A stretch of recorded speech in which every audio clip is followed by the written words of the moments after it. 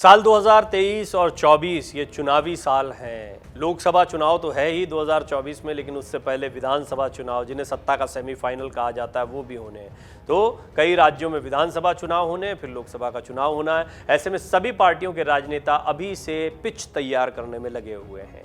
Party के कार्यकर्ता लोगों के बीच में जाकर अपने कामों को गिना रहे हैं। वहीं दूसरी ओर सभी पार्टियां एक दूसरे के खिलाफ आक्रामक रुख भी अपनाए हुए चुनावी मोड में आ चुकी हैं। कुछ ऐसा ही हाल कांग्रेस के नए राष्ट्रीय अध्यक्ष मल्लिकार्जुन खड़गे का है।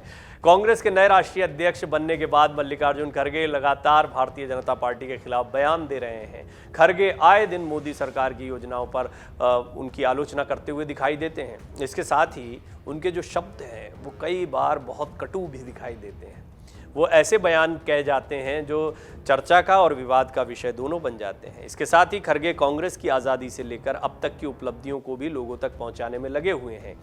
खड़गे मूल रूप से कर्नाटक के रहने वाले हैं, हिंदी भाषा बोल लेते हैं, भाषण भी हिंदी में दे रहे हैं, लेकिन हिंदी पर पकड़ उतनी अच्छी नहीं है। तो कई बार उनका जो बोलने का अंदाज है वो लोगों को गुस्सैल और बहुत खड़ी बोली वाला दिखाई पड़ता है। बहरहाल इन सब पर सवाल खड़ा हो रहा है कि खड़गे का गुस्सा एक रणनीति का हिस्सा है, या खड़गे को इतना गुस्सा क्यों आता है? क्या मोदी के खिलाफ बोलकर खड़गे सुर्खियों में रहना चाहते हैं?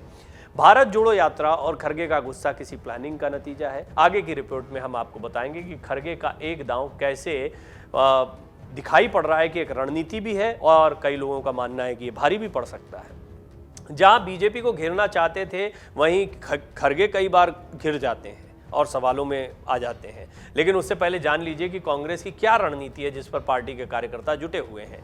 राहुल गांधी के भारत जोड़ो यात्रा से लेकर आक्रामक तेवर तक की जरूरी बातें। हाल ही में खड़गे ने कांग्रेस के साथ तुलना में भाजपा को लेकर टिप्पणी कर दी, जिसका सियासी रिएक्शन संसद से सड़क तक नजर आया है। कहा यह भी जा रहा है कि कांग्रेस में भी नेता खड़गे के इस नए रूप से हैरान हो गए हैं। इसके तार पार्टी की आगे की रणनीति से जुड़े जा रहे हैं। खड़गे कहीं ना कहीं लोगों को कांग्रेस राज के बारे में याद दिलाना चाहते हैं, जिससे एक बार फिर से कांग्रेस पर लोगों को भरोसा हो सके। इसी कड़ी में कांग्रेस सांसद राहुल गांधी देश के तमाम राज्यों में भारत जोड़ो यात्रा निकालकर लोगों के नस टटोलने में लगे हुए हैं, नब्ज टटोलने में लगे हुए हैं।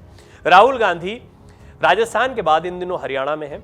राहुल कहीं ना कहीं अपनी रणनीति में कामयाब भी होते दिखाई दे रहे हैं। राहुल गांधी से इस यात्रा में हजारों की तादाद में लोग जुड़े हैं, और राहुल गांधी का एक नया रूप भी देखने को मिल रहा है, इसमें कोई दो राय नहीं।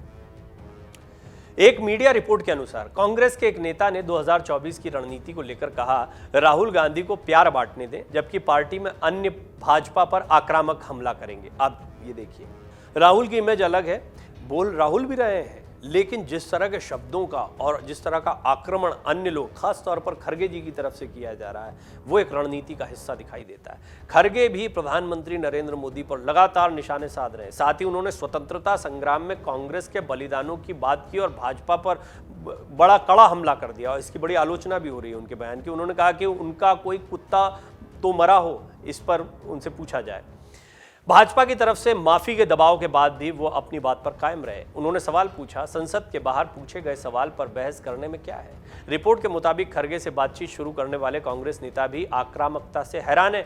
वहीं कुछ नेताओं को आशंका है कि प्रधानमंत्री पर निजी हमले करने का दांव विपरीत न पड़ जाए। ऐसा कई बार हुआ है, आपको याद होगा गुजरात के चुनाव में तो खास तौर पर, और चुनावी सालों में प्रधानमंत्री नरेंद्र मोदी पर जब जब भी हमले किए हैं वो भारी पड़ गए हैं अपोजिशन को, या खास तौर पर ऐसे हमले जो लोगों को पसंद नहीं आते हैं, जिनमें भाषाई तौर पर ये बहुत ज़्यादा गिरे हुए या बहुत ही गिरावट के साथ में कोई बयान देखने को मिलते हैं। कहा जाता है कि शांत स्वभाव के हैं खड़गे जी, कभी भी किसी बड़े राजनीतिक संकट का शिकार नहीं हुए, और साथ ही वो विवादों से भी हमेशा दूर रहे।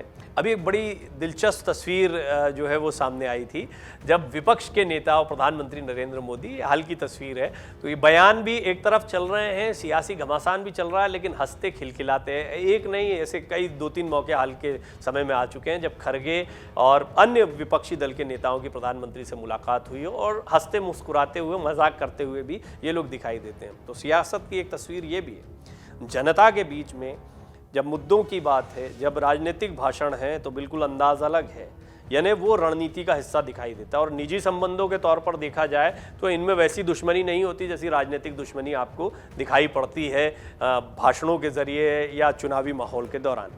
हालांकि अब कहा जा रहा है कि नए नेतृत्व में पार्टी ने रणनीति बदली है और सरकार और पीएम मोदी पर हमले के लिए खड़गे को हथियार बनाया जा रहा है। अब इसके भी कई कारण हैं, जैसे उनके पास चुनाव जीतने और सफल राजनेता होने की विश्वसनीयता, और दूसरा उन्होंने छोटी जिम्मेदारियों से शीर्ष पद तक का सफर तय किया है। इसके अलावा खड़गे दलित भी हैं, जिसके चलते भाजपा के लिए उन पर निजी हमला करना मुश्किल होगा। एक वजह यह भी हो सकती है, रिपोर्ट्स में सूत्रों के हवाले से बताया गया है कि कांग्रेस इस रणनीति का इस्तेमाल अगले कुछ सालों तक कर सकती है। इसके जरिए पार्टी को उम्मीद है कि आक्रामक नेतृत्व के कारण कैडर का उत्साह बढ़ेगा, कार्यकर्ताओं को पसंद आता है ये सब कुछ। खास बात है कि कांग्रेस कई नेताओं के दल बदलने और आंतरिक कलह का सामना भी कर रही है।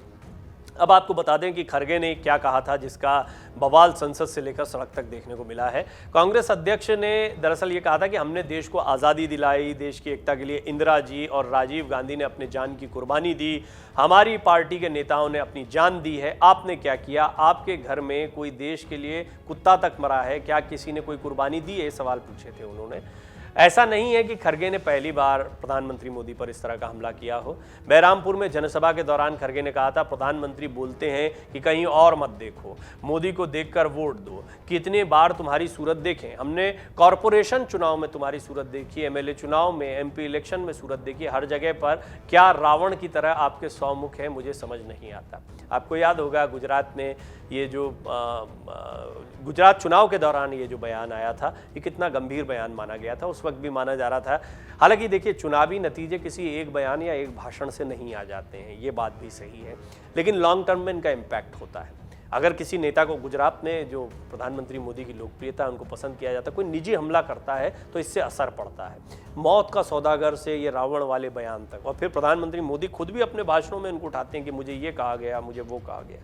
कुल मिलाकर जो बोला जाता है, बंदूक से निकली गोली और मुंह से निकली बोली वापस नहीं हो सकती। राजनीति में भी ये सिद्धांत लागू होता है, लेकिन यहाँ पर खड़गे जो कुछ कह रहे हैं वो उनका स्वभाव नहीं रहा है, तो ऐसे में ये माना जा रहा है कि वो तोल मोल कर बोल रहे हैं, जानबूझकर बोल रहे हैं, और ये कांग्रेस की रणनीति का हिस्सा हो सकता है। डाउनलोड करें अमर उजाला ऐप और पाएं खबरें लगातार। अगर आप ये वीडियो YouTube पर देख रहे हैं तो हमारे चैनल को सब्सक्राइब करें और बेल आइकन को दबाना ना भूलें। अगर आप Facebook पर ये वीडियो देख रहे हैं तो हमारे पेज को लाइक करें।